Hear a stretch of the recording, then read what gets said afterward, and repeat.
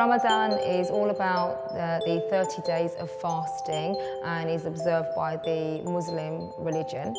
It's all about feeling closer to Allah, to God, and to purifying your soul, feeling spiritual, and also being very selfless and being able to understand how other people are feeling in the world who may not have the things that you do and who don't get to eat every day. And then Eid follows on from Ramadan, which is a wonderful 3-day celebration of the ending of the fasting period. Eid is celebrated in different ways in different cultures. The most important thing is that it's a day of celebration and that we do this celebration to enjoy our time with our families, to remember God, to remember what He has given to us, and conduct ourselves according to the tradition of the Prophet Muhammad sallallahu alaihi wasallam. The second celebration, which is also known as Eid, happens approximately 2.5 months after the first Eid. It's called Eid al-Adha. The celebrations will start around the sacrificing of an animal in a halal way for distributing the meat to poor people or disadvantaged people, or if that's not available to you, giving out to your friends and family and enjoying some yourself. For Muslims, halal is a very important concept. Halal in its broader meaning means permissible, it means acceptable. And so halal, besides food, could refer to the actions we do. Are we doing things in the right way? What is more commonly known about halal is how an animal is slaughtered. To put it very broadly or generally, halal would mean our food should be respectfully sourced. And that goes in line with what I was saying previously about doing things in the name of Allah, remembering Allah and being grateful to Allah for the bounties that He's given us. Before the class starts, it's a good idea to set up the workstations and to have in mind that you will be splitting the children up into groups. So preparing the workstations, depending on how many children you have, so that you have different teams and their different work areas. So it's a good idea to lay out the chopping boards, to get any knives that you need out, to make sure that you've got all the correctly weighed out ingredients ready for the children to come in and then be put into groups and then to prepare their dishes.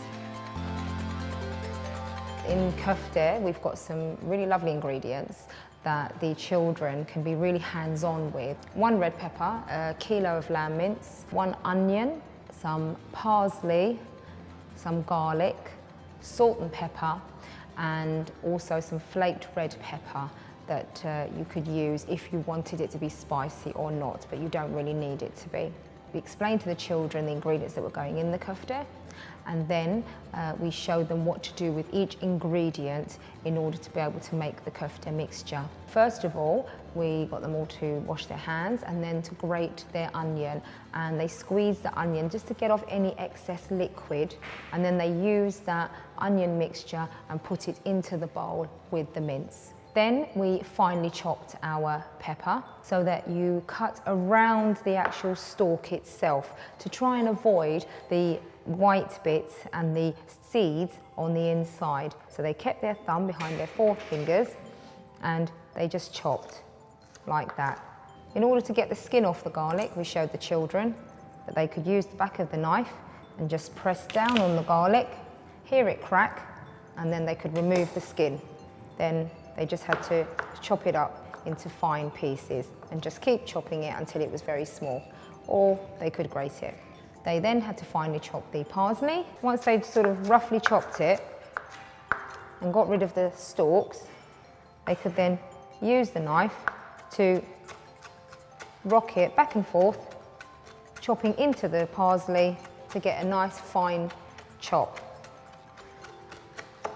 And that also went into the bowl with the mince. Then we added our salt and pepper, flaked red pepper if need be, if they wanted it spicy. And we showed the children that they could squish it all together, get their hands in there, or they could actually knead the mixture. Put it all together, they just broke little bits off, rolled them into fat fingers, about the size of their little finger, and lay them on the trays, ready to be cooked. Whilst the other groups are making the kofte mixture, you can get the 2 or 3 groups of say 3 or 4 again to make the almond macaroons. Again, explain to the children that they contain ground almonds, caster sugar and lemon zest and egg white. Put the ground almonds and the sugar in a bowl, add the grated zest of the lemon and the egg white, and then a few drops of vanilla essence or vanilla extract, or you can use almond oil, a few drops of almond oil, and then mix it all together.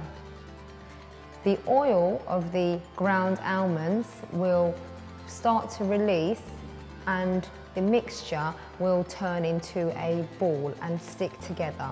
Once they've made it into a ball, all they have to do is break off little round balls about the size of a ping pong ball, roll them, flatten them slightly, and then just dip the bottom of the rolled mixture into some icing sugar and then place it on the baking tray. Place them in the oven and those macaroons will go golden on the outside and bake within about 10 minutes.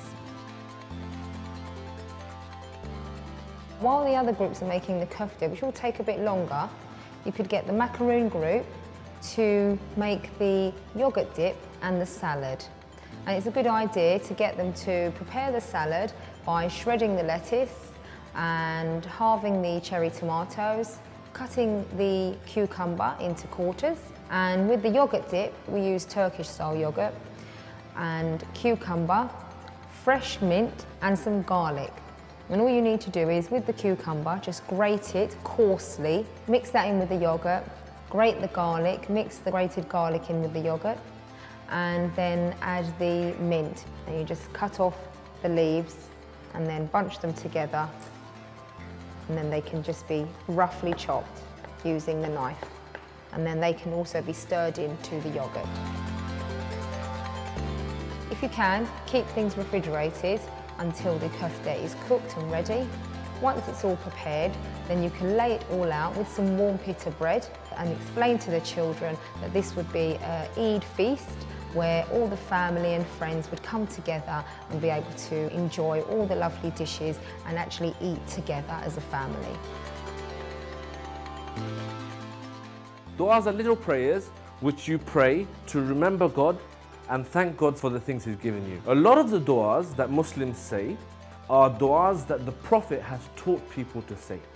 So for example, the du'a that you say before you eat, Bismillahir Rahmanir Rahim or Bismillahi. One of the most important and universal prayers for all Muslims in everything they do is to do with remembering God with thanks and gratitude and being grateful for the blessings and the things that He's given us is very important.